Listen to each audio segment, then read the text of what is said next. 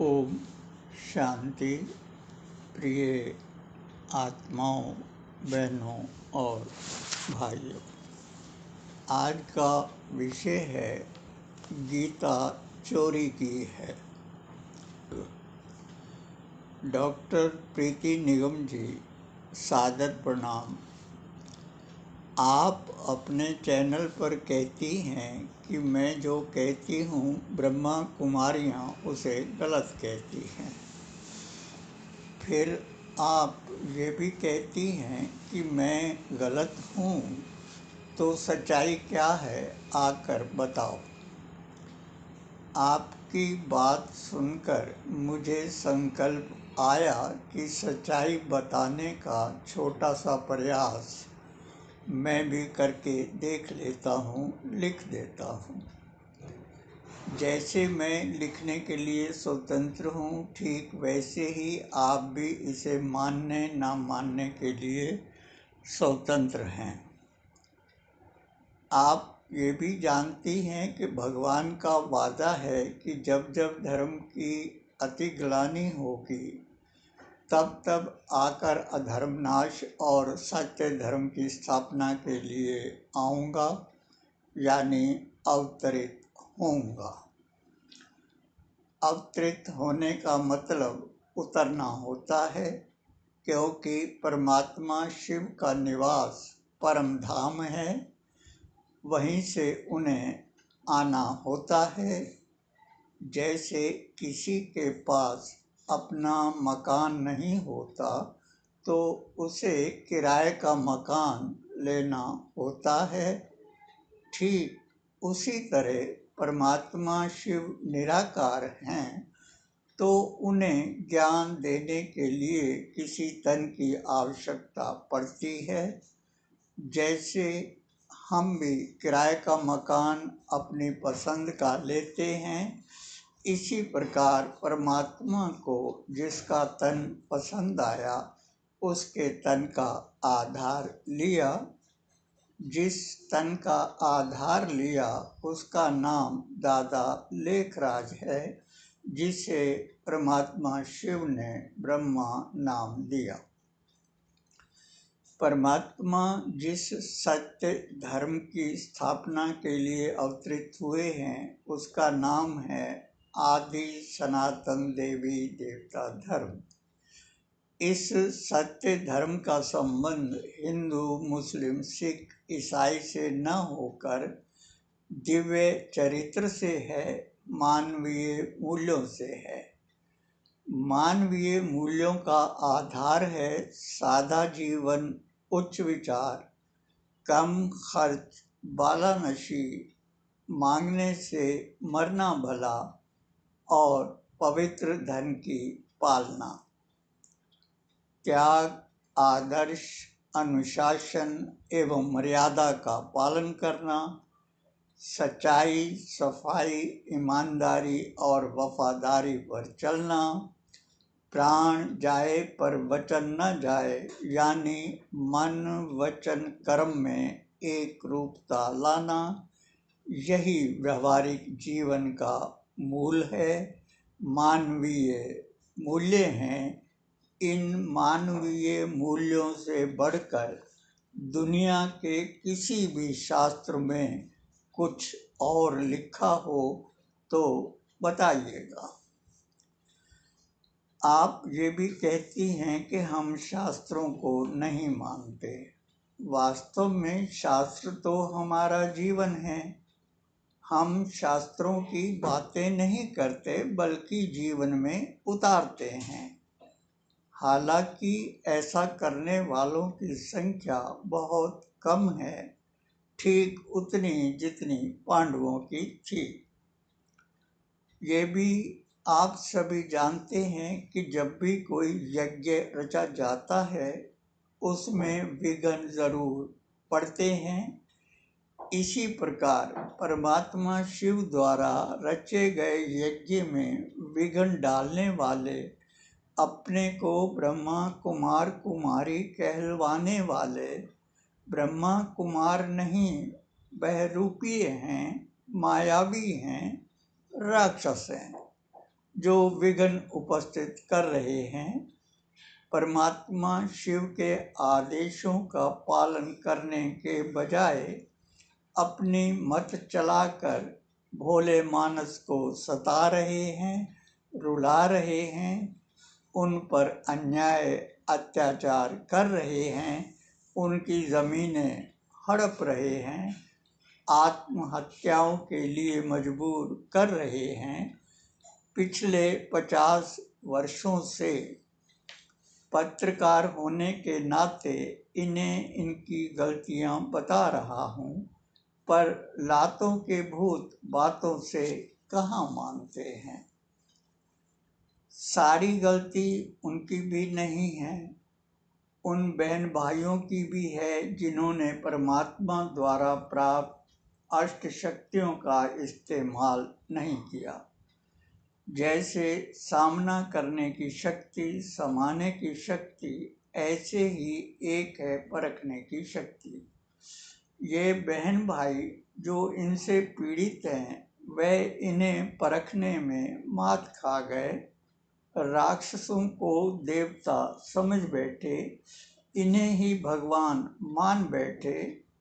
जैसे रावण ने साधु वेश धारण कर लिया था, वही काम इन मायावी लोगों ने, राक्षसों ने ब्रह्मा कुमार कुमारियों का रूप धारण कर लिया है। असली नकली की पहचान का आधार है कर्म। बातें संतों जैसी और कर्म राक्षसी करने वाला कभी संत नहीं हो सकता। आए दिन इनके राक्षसी कर्मों को देखकर भी किसी की आंखें ना खुलें, ये राक्षसों को ना पहचान सकें, तो इसमें कोई क्या कर सकता है। ये भी अकाट्य सत्य है कि परमात्मा शिव का अवतरण घर छुड़वाने के लिए नहीं, बल्कि बिगड़ी गृहस्थी को संवारने के लिए हुआ है, न कि घर छोड़ आश्रम खड़े करने के लिए। जो सच्चे ब्रह्मा कुमार हैं, वह अपनी गृहस्थी को संवारने व अपने कर्तव्यों का पालन करने के साथ सामाजिक दायित्व भी निभा रहे हैं। अपने घर को ही देवालय बना रहे हैं। घर में रहकर ही तन मन धन से ईश्वरीय सेवा कर रहे हैं। इनसे लाख गुना बेहतर सेवाएं कर रहे हैं, लेकिन वह दिखावा नहीं करते।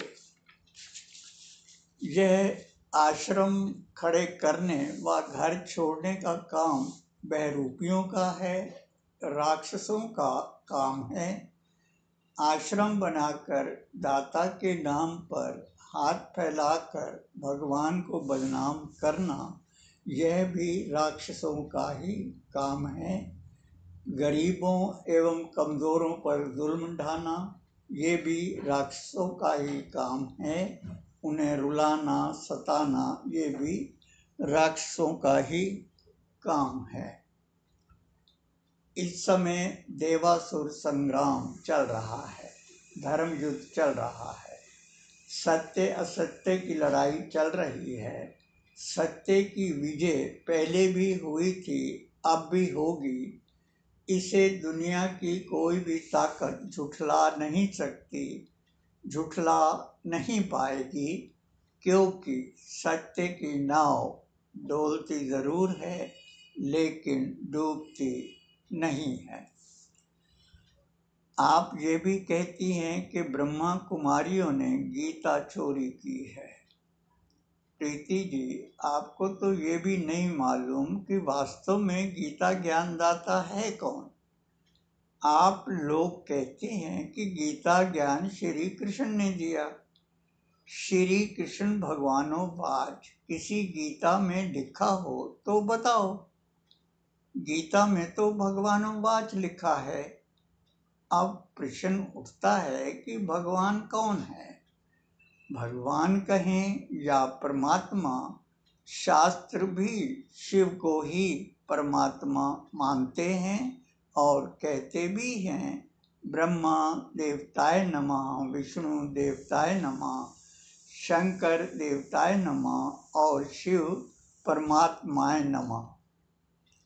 वही शिव परमात्मा प्रजापिता ब्रह्मा कुमारी ईश्वरीय विश्वविद्यालय से ही गीता ज्ञान दे रहे हैं। सारी दुनिया को गीता का ज्ञान देने वाला ज्ञान सागर किसी की गीता को चुराएगा या चोरी करवाएगा, ऐसा सोचना भी स्वयं ही स्वयं को महामूर्ख घोषित करना है। मैं स्वयं पिछले 52 वर्षों से इसी गीता ज्ञान को आजमा रहा हूँ। न केवल आजमा रहा हूँ बल्कि अपने जीवन में भी उतार रहा हूँ। साथ ही यह भी जान रहा हूँ कि इससे श्रेष्ठ ज्ञान पूरे संसार में ना तो कोई है और ना ही कोई होगा। सच्चाई तो यही है, मानो या ना मानो, मर्जी आपकी। आप वेदों को पढ़ने पर जोर देती हैं। आपने भी वेद पढ़े हैं। क्या वेद महापुरुषों का चरित्र हनन करने के लिए कहते हैं? यदि नहीं तो किसी महापुरुष को दुष्चरित्र कहना, अय्याश कहना, उनमें प्रवेश करने वाले परमात्मा शिव को भूत कहना, ये कौन से वेदों का ज्ञान है? कहाँ की सभ्यता है, कहाँ की संस्कृति है? जिस सनातन धर्म की आप बात करते हैं, क्या वह सनातन धर्म यही सिखाता है? आप ही बताओ कि क्या कोई भी भूत ऐसा कह सकता है कि मैं सर्व आत्माओं का परम पिता हूँ, जानी जाननहार हूँ, सृष्टि के आदि मध्य अंत का ज्ञाता हूँ, मुक्ति जीवन मुक्ति का दाता हूँ, कालों का काल महाकाल हूँ, आया हूँ तो लेकर ही जाऊँगा, सीधे से नहीं तो उल्टा करके ले जाऊँगा? क्या कोई भी भूत ऐसा कह सकता है? भूत तो क्या, भूतनाथ का बाप भी ये बात नहीं कह सकता कि मैं सर्व आत्माओं का परम पिता हूँ। सिवाय शिव के ऐसा कहने की जुर्रत कोई भी कर सकता हो तो बताओ, वरना भूत का राग आलापना बंद कर दो। फिर भी भूत आपका पीछा न छोड़े तो भूतों की माला बनाकर जपना शुरू कर दो और अपने जैसों को भी एक एक माला पकड़ा दो। वह भी जपते रहेंगे, भूत भूत करते रहेंगे। प्रीति जी, आपने अपनी अपनी व्यथा सुनाने वालों के लिए, एक्स बीको के लिए आपने बहुत ही अच्छा मंच प्रदान किया है। इसके लिए आप धन्यवाद की पात्र है। लेकिन वक्ताओं के बीच में बार बार टोका टाकी कर और बेसिर पैर के तर्क देकर आप अपना ज़्यादातर समय बर्बाद करती हैं और अपने को ही सुपर समझती हैं। ये किसी को पसंद नहीं आता। साथ ही माहौल में भी किरकिरापन छा जाता है। आपके चैनल पर जितनी भी शक्तियाँ और पांडव गर्जना करते हैं, यदि ये सब मिलकर दिल्ली वालों का साथ लेकर दिल्ली में मुख्यालय बना लें, फिर जो इनसे संपर्क करना चाहेगा उन्हें भी आसानी होगी और सहयोगी भी बनेंगे। फिर संगठित रूप से जो बुलंद आवाज़ निकलेगी वह पूरे विश्व तक जाएगी और ये गर्जना सुन ब्रह्मा कुमारियों से अलग होकर जो संगठन बनाए बैठे हैं वह भी सोचने पर मजबूर होंगे कि यदि वह ऐसे ही आश्रमों में दुबके रहे तो कुछ भी हाथ नहीं लगेगा और उनके फॉलोअर्स उन्हें छोड़कर भाग खड़े होंगे। क्योंकि यज्ञ से निकली अनुभवी शक्तियों की दहाड़ सुनकर कोई भी शेर किसी के पिंजरे में बंद नहीं रह सकते, ये पक्की बात है। आशा है शक्तियां और पांडव मिलकर गोवर्धन पर्वत को उठाने के लिए अपनी अपनी उंगली लगाकर दिल्ली दरबार की शोभा बढ़ाएंगे। इसी आशा और विश्वास के साथ दिल्ली दरबार में आपका स्वागत है। प्रीति जी, आपका भी स्वागत है। आप भी आइएगा। अच्छा, मीठी मीठी याद सहित आपका अपना ही भाई गणेश। अच्छा, ओम शांति।